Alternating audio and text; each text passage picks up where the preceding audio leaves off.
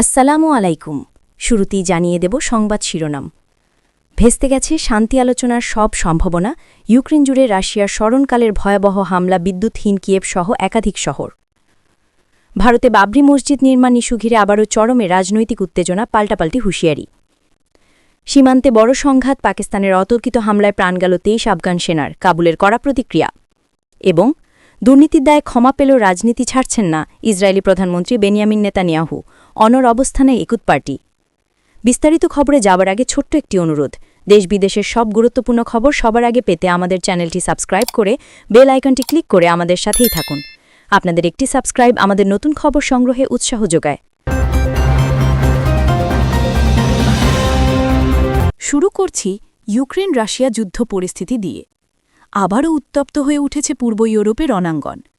কিছুদিন আগেই যেখানে শান্তি আলোচনার একটি ক্ষীণ সম্ভাবনা দেখা দিয়েছিল, তা পুরোপুরি মিলিয়ে গেছে রাশিয়ার ব্যাপক হামলায়। গত ২৪ ঘণ্টায় ইউক্রেনের রাজধানী কিয়েভ সহ খার্কিভ এবং ওডেসা অঞ্চলে বড় ধরনের মিসাইল ও ড্রোন হামলা চালিয়েছে রুশ বাহিনী। ইউক্রেনীয় সেনাবাহিনীর দাবি, এটি গত কয়েক মাসের মধ্যে রাশিয়ার সবচেয়ে বড় সমন্বিত আক্রমণ। রাশিয়ার মূল লক্ষ্যবস্তু ছিল ইউক্রেনের জ্বালানি অবকাঠামো। এই হামলার ফলে কিয়েভের প্রায় ৪০% এলাকা বর্তমানে বিদ্যুৎহীন। শীতের তীব্রতার মধ্যে বিদ্যুৎ কেন্দ্রগুলোতে এমন হামলায় চরম মানবিক বিপর্যয়ের আশঙ্কা করছে জাতিসংঘ। অন্যদিকে ক্রেমলিন জানিয়েছে, শান্তি আলোচনায় ইউক্রেনের শর্তগুলো রাশিয়ার নিরাপত্তার জন্য হুমকিস্বরূপ, তাই সামরিক অভিযানের তীব্রতা বাড়ানো ছাড়া তাদের হাতে আর কোনো পথ খোলা নেই। বিশ্লেষকরা বলছেন, এই হামলার মাধ্যমে পুতিন প্রশাসন পশ্চিমা বিশ্বকে একটি কড়া বার্তা দিতে চাইছে যে যুদ্ধক্ষেত্রে রাশিয়া এখনও তাদের নিয়ন্ত্রণ বজায় রেখেছে। জেলেন্সকি পশ্চিমা মিত্রদের কাছে আরও আকাশ প্রতিরক্ষা ব্যবস্থার অনুরোধ জানিয়েছেন।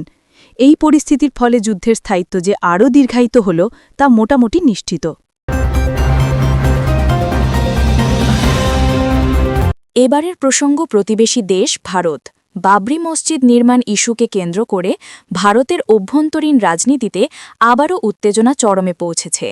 অযোধ্যায় রাম মন্দির উদ্বোধনের পর সুপ্রিম কোর্টের নির্দেশে মুসলিমদের জন্য বরাদ্দকৃত জমিতে মসজিদ নির্মাণের প্রক্রিয়া শুরু হওয়া নিয়ে নতুন করে বিতর্ক দানা বেঁধেছে।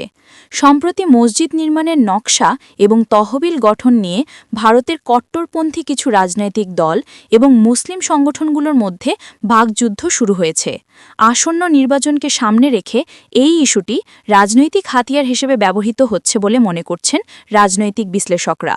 একদিকে যেমন বিজেপি সরকার দাবি করছে তারা আদালতের রায় অনুযায়ী সব ধর্মের সহাবস্থান নিশ্চিত করছে, অন্যদিকে বিরোধী দলগুলোর অভিযোগ মসজিদ নির্মাণে প্রশাসনিক জটিলতা সৃষ্টি করে একটি নির্দিষ্ট গোষ্ঠীকে খুশি করার চেষ্টা চলছে। উত্তরপ্রদেশের রাজনৈতিক আবহাওয়া এখন বেশ উত্তপ্ত। স্থানীয় প্রশাসনের পক্ষ থেকে জানানো হয়েছে, মসজিদ নির্মাণ সাইটের আশেপাশে নিরাপত্তা ব্যবস্থা জোরদার করা হয়েছে যাতে কোনো ধরনের অপ্রীতিকর ঘটনা না ঘটে। তবে বাবরি মসজিদ ইস্যুটি যে ভারতের রাজনীতিতে এখনও একটি বড় বিভাজন রেখা, তা বর্তমান উত্তেজনা থেকেই স্পষ্ট।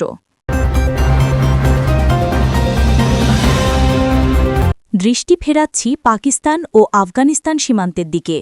দুই প্রতিবেশী দেশের মধ্যে উত্তেজনা এবার রূপ নিয়েছে সরাসরি সংঘাতে। পাকিস্তানের সেনাবাহিনীর হামলায় অন্তত ২৩ জন আফগান সেনা নিহত হওয়ার খবর পাওয়া গেছে। তালিবান সরকার ক্ষমতায় আসার পর থেকেই ডুরান্ড লাইন বা পাক আফগান সীমান্ত নিয়ে দুই দেশের মধ্যে টানাপোড়েন চলছে। পাকিস্তানের অভিযোগ, আফগান মাটি ব্যবহার করে তেহরিক-ই তালিবান পাকিস্তান বা টিটিপি তাদের দেশে নাশকতা চালাচ্ছে। এরই জেরে পাকিস্তান সীমান্তবর্তী আফগান পোস্টগুলোতে ভারী গোলাবর্ষণ এবং বিমান হামলা চালায়। কাবুল প্রশাসনের পক্ষ থেকে এই হামলার তীব্র নিন্দা জানানো হয়েছে। আফগান প্রতিরক্ষা মন্ত্রণালয় এক বিবৃতিতে জানিয়েছে, পাকিস্তানের এই আগ্রাসন আন্তর্জাতিক আইনের লঙ্ঘন এবং তারা এর সমুচিত জবাব দিতে প্রস্তুত। নিহত ২৩ সেনার জানাজায় মানুষের ঢল নামে এবং সেখানে পাকিস্তান বিরোধী স্লোগান দেওয়া হয়। এই ঘটনার ফলে ইসলামাবাদ ও কাবুলের কূটনৈতিক সম্পর্ক তলানিতে গিয়ে ঠেকেছে। সীমান্তে অতিরিক্ত সেনা মোতায়েন করেছে দুই দেশই। আন্তর্জাতিক মহল আশঙ্কা করছে, এখনই দুই পক্ষ সংযত না হলে এটি একটি পুরোদস্তুর সীমান্ত যুদ্ধে রূপ নিতে পারে, যা দক্ষিণ এশিয়ার নিরাপত্তার জন্য বড় হুমকি। আন্তর্জাতিক রাজনীতি সর্বশেষ খবর ইসরায়েল থেকে। দুর্নীতির মামলায় আইনি লড়াই চালিয়ে যাওয়া প্রধানমন্ত্রী বেনিয়ামিন নেতনিয়াহু সাফ জানিয়ে দিয়েছেন তিনি রাজনীতি থেকে সরছেন না। ইসরায়েলের রাজনৈতিক মহলে গুঞ্জন ছিল যে নেতনিয়াহু তার বিরুদ্ধে চলমান দুর্নীতির মামলাগুলো থেকে রেহাই বা প্লি বার্গেনের বিনিময়ে রাজনীতি থেকে অবসরে যেতে পারেন। কিন্তু গতরাতে এক সংবাদ সম্মেলনে তিনি সেই সম্ভাবনা পুরোপুরি নাকচ করে দিয়েছেন। নেতনিয়াহু বলেন, জনগণ আমাকে নির্বাচিত করেছে দেশ পরিচালনার জন্য, কোনো আইনি সমঝোতার মাধ্যমে অবসরে যাওয়ার জন্য নয়। নেতনিয়াহুর এই ঘোষণার পর ইসরায়েলের বিরোধী দলগুলো তীব্র প্রতিক্রিয়া দেখিয়েছে। তাদের দাবি, বিচার ব্যবস্থাকে প্রভাবিত করতেই নেতনিয়াহু ক্ষমতায় আঁকড়ে থাকতে চাইছেন। অন্যদিকে গাজা যুদ্ধ পরিস্থিতি এবং বিচার বিভাগীয় সংস্কার নিয়ে ইসরায়েলের অভ্যন্তরে যে বিক্ষোভ চলছে, নেতনিয়াহুর এই অনড় অবস্থানে তা আরও ঘনীভূত হবে বলে ধারণা করা হচ্ছে। লিকুড পার্টির কট্টর সমর্থকরা অবশ্য নেতনিয়াহুর এই সিদ্ধান্তকে স্বাগত জানিয়েছে। রাজনীতিতে টিকে থাকার এই লড়াইয়ে নেতনিয়াহু শেষ পর্যন্ত সফল হন কিনা সেটাই এখন দেখার বিষয়।